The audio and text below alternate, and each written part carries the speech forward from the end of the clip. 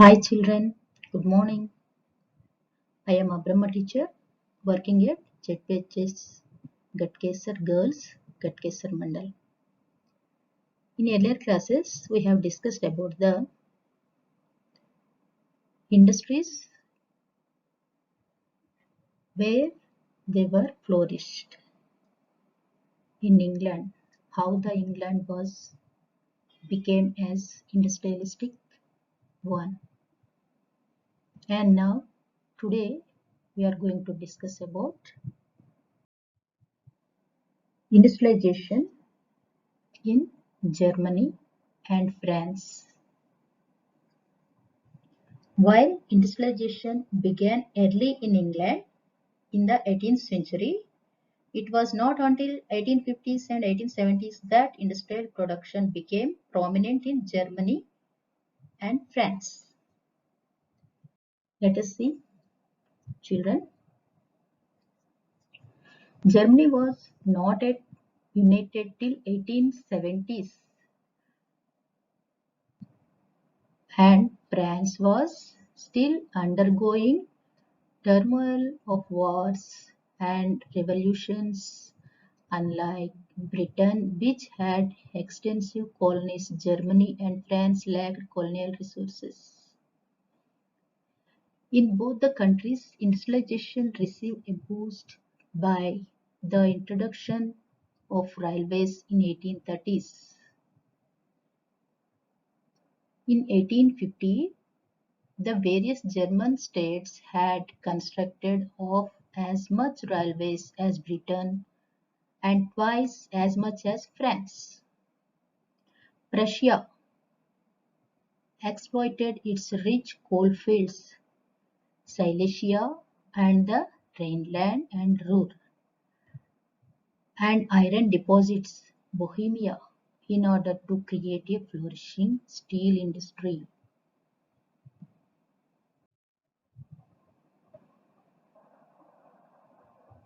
Industrialization in Germany and France.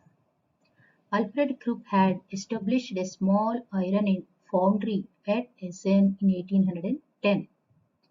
By 1870, Krupp of Essen had been transformed into a giant company employing thousands of workers and making a fortune for the Krupp family with its railway, locomotive and armaments production.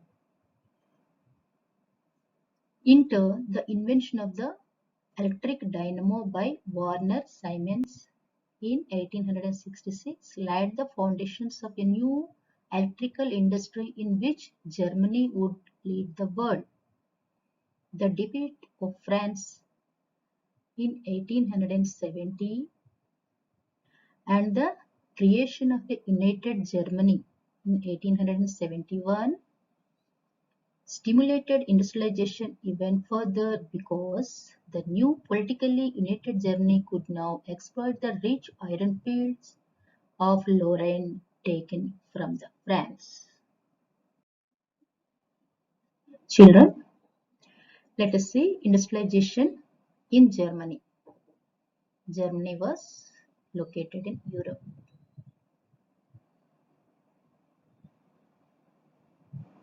This one.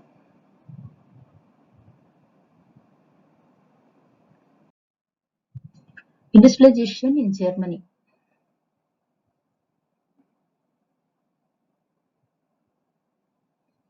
German industrialization was greatly facilitated by the German government, which not only provided a large market for its industrials, besides investing in building roads and railways and developing mines. The German army required huge quantities of arms and ammunition, and many of the leading industries focused on the armament industry.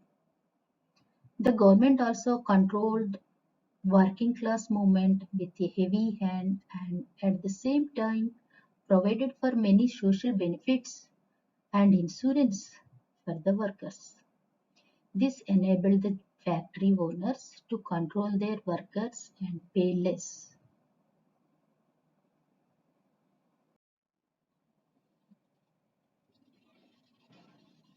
Industrialization in Germany. Children, let us see. German industry also benefited from the technical developments achieved by Britain and USA. They needed heavy capital investment which they received from large banks. By the beginning of 20th century, Germany had developed a powerful industrial base and was challenging Britain as Europe's major industrial power. The fact that a great pro- proportion of this industrial production was used to build up Germany's military and naval power.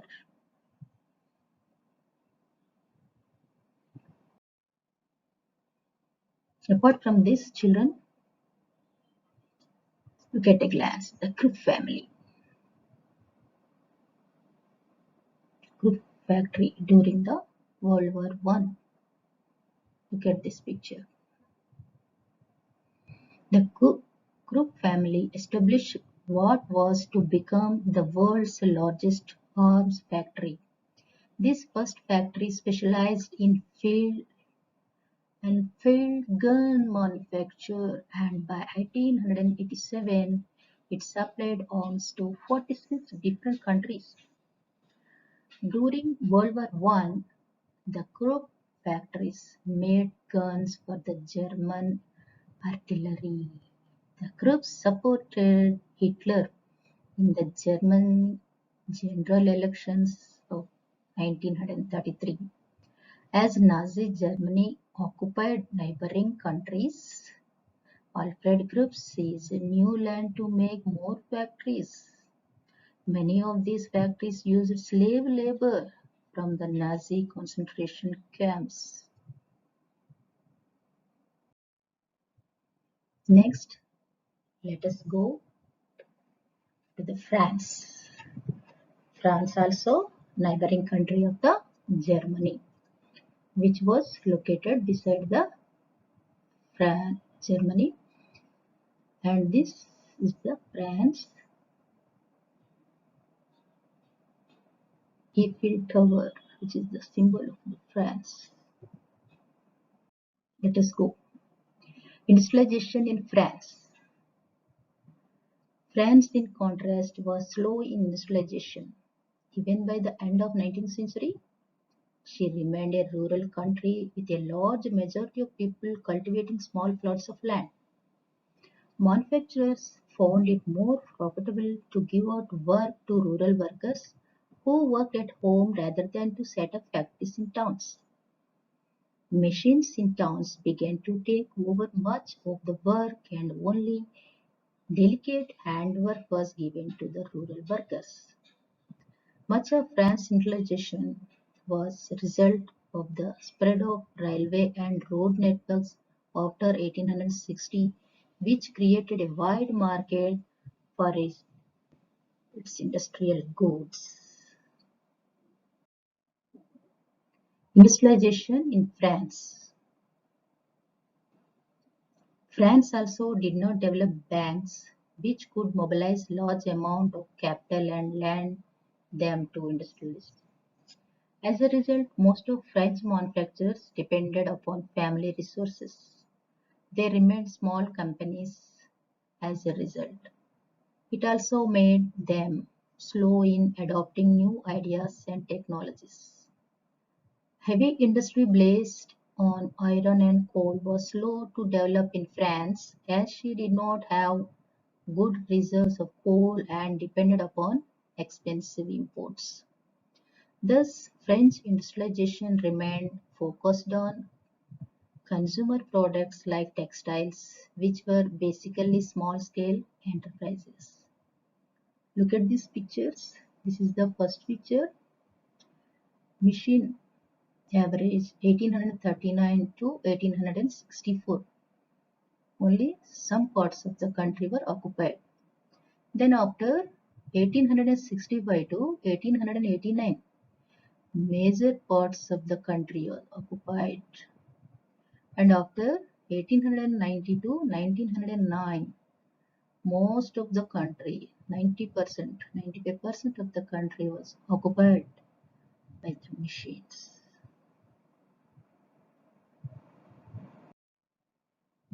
Children, I hope all of you understood the position of the Germany and France, and as well as most of the chapter.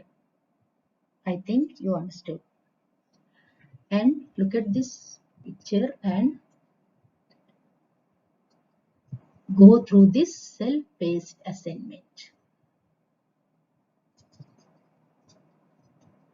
Okay, children.